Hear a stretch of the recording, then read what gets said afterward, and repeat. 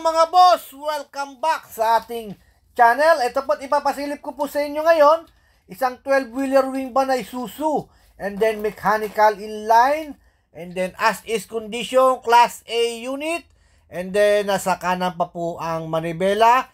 At hindi pa siya na-convert. And then by next week siguro, mako-convert na ito. At ito po ay Class A ang unit po nito. Pati pang ilalim po nito. Nasilip ko yung pang ilalim nito. Talagang Class A ito po. As is condition pa po yung kanyang pangilalim. Actually po, rare unit na po sa Japan po ito.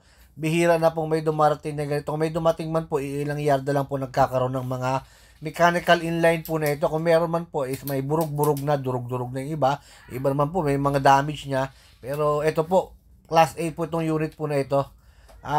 May nakita na rin po akong ganito na sa ibang yarda. Ito po ang pinakamagandang nasilip ko na mechanical inline na 6WF1.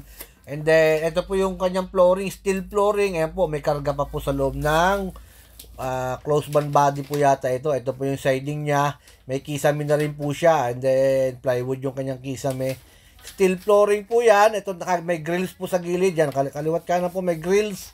And then, yan po, may konting kalawang lang pero sa body. Pero pag naayos naman po yan, okay. Wing band body po niya, walang damage. And then ito po sa hulihan, karamihan nagkakadamage sa mga ganito, yung likuran kasi tumatalsik yung tubig. Pero ito po, walang damage pa po. Ayan po, yung side gills niya, okay oh. May design pang ano dyan oh. And then toolbox, stainless, siyempre. And then ito po, ilibutin natin tong buong truck. And then bago ko ipakita sa inyo, at pinaandar po natin to para po naman masilip po ninyo. Fuel tank, dalawang fuel tank. Ito, dalawang fuel tank. And then, as is condition ng mga pangilalim. Syempre, as is condition po talagang maganda po ang unit. At ito po, may naka-side panel niya, may chrome stainless yung bumper niya. And then, silipin natin yung loob para makita po ninyo. Ito po yung loob niya. Nasa kanan pa yung manibela po. Ayan o, nasa kanan pa siya.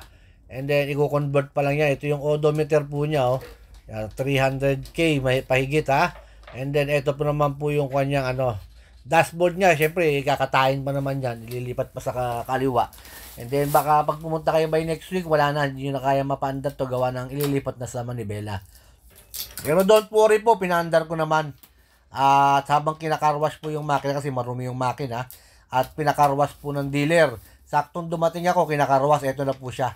At nililinis na yung makina niya para pag nakita po ninyo, magandang sa paningin ninyo na wala siyang mga dumi-dumi sa makina.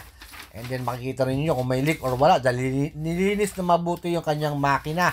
And ito po, pinapaandar po natin yan.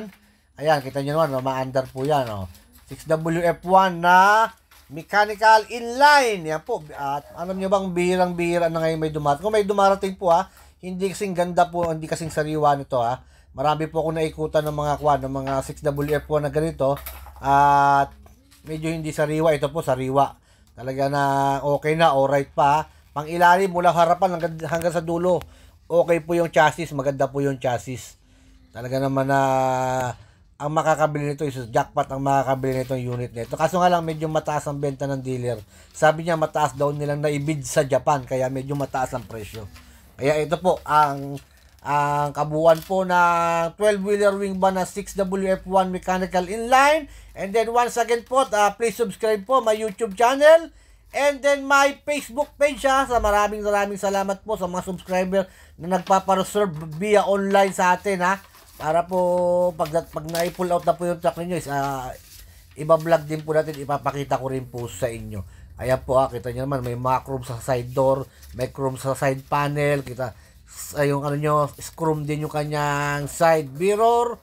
And then once again po maraming salamat. And then Merry Christmas to all of you. Ito po muna ang munting video na ipapasilip ko po sa inyo. Maraming salamat po. Again, thank you very much po sa lahat. Ayan po ang pangilalim. Kaya sinilip ko, pinadaanan ko po uli sa inyo para naman po at mabalikan po ninyo. Maraming salamat po again.